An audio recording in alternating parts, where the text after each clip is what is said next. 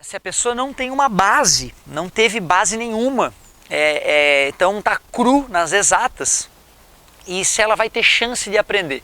Eu retomaria um exemplo que eu vi de um sujeito que trabalhava como serviços gerais, acho que era no hospital, e uma médica foi fazer uma pesquisa sobre o efeito de aprender a ler. Ele era analfabeto. E aí ela começou a fazer uma série de tomografias, né, do cérebro desse servidor, à medida que ele foi recebendo aulas para aprender a ler. Um senhor, né, novo, né, porque hoje tu vê pessoas de 70, 80 anos com raciocínio e com uma fala que tu vê que continuam jovens, né. Então um senhor já e aquilo me emocionou, cara, de ver o cérebro do cara, que nem a musculatura de um atleta que começa a ficar forte depois de treinamento. O cérebro dele foi bombando e ele foi mudando, foi dando alegria para a vida dele, foi modificando a vida dele, ele dando os depoimentos depois, é uma coisa de emocionar. Então o cérebro hoje a gente sabe, ele é plástico, ele se modifica, não só para aprender a ler, que é algo extremamente agressivo, digamos, ao cérebro, ou seja, né, que exige muito do cérebro, né? Uma vez eu ouvi um psiquiatra falar isso, ler é uma agressão ao cérebro, do esforço que a gente tem que fazer, né, para pegar aqueles símbolos, ir lá na nossa memória e reconhecer o que aqueles símbolos significam, né? Então é um grande exercício. Eu até digo o seguinte: se o cara aprende a ler, a matemática é piada, cara. A matemática é um conjunto de regras mais básicas que aí depois a gente vai juntando para ficar com regras complexas. Diferente às vezes da linguagem, que à medida que vai ficando mais rebuscada, surgem regras mais complexas, né, para organizar essa linguagem mais complexa. A matemática, por incrível que pareça, com 12 propriedades, né, como no livro do Michael Spivak, lá no Cálculos, que é o livro que no PAN eu não pude estudar, né, mas depois pude estudar fora do PAN, né, por conta própria, né, e lá ele né, começa daquela forma linda, pega as 12 propriedades dos números, seja lá o que os números sejam, e vai construindo, né, aquela coisa toda poderosa que é o cálculo. Então sempre há esperança. Pode ter certeza, pega um senhor aí de 80 anos, que sempre teve problema, se botar na cabeça, vou aprender, vou ficar com a matemática honesta até os 85, fazer exercícios razoáveis de vestibular aí de matemática, dá para chegar. Tu pode ter certeza disso, dá para chegar. Não existe técnica de estudo única, correta e é assim que estuda.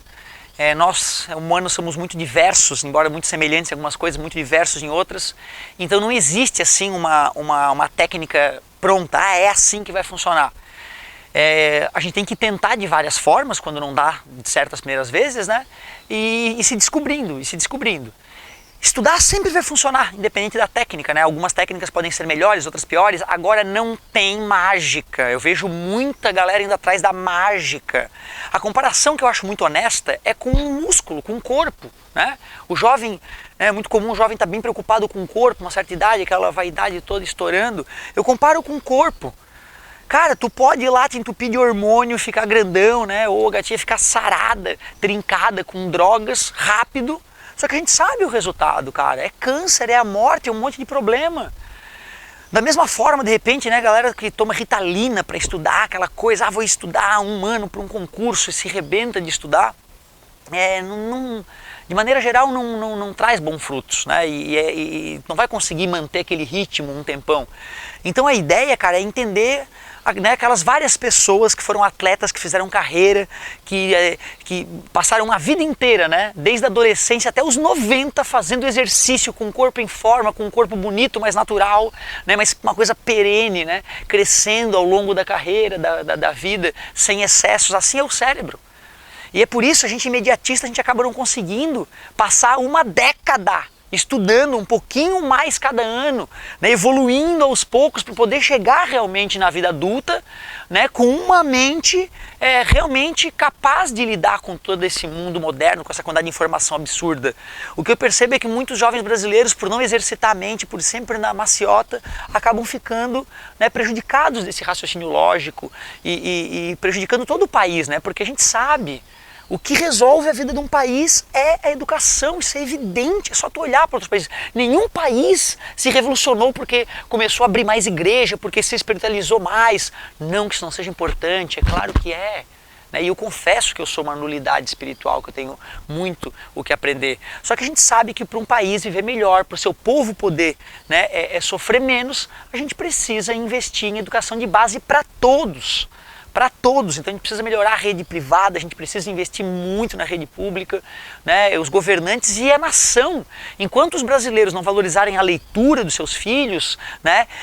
E não deixarem eles perguntar e estimular a pergunta, porque eu sei como é que é, o pai está cansado e o filho, por quê papai? Por quê papai? Mamãe, por quê? Chega uma hora que cala a boca, guri, porque é.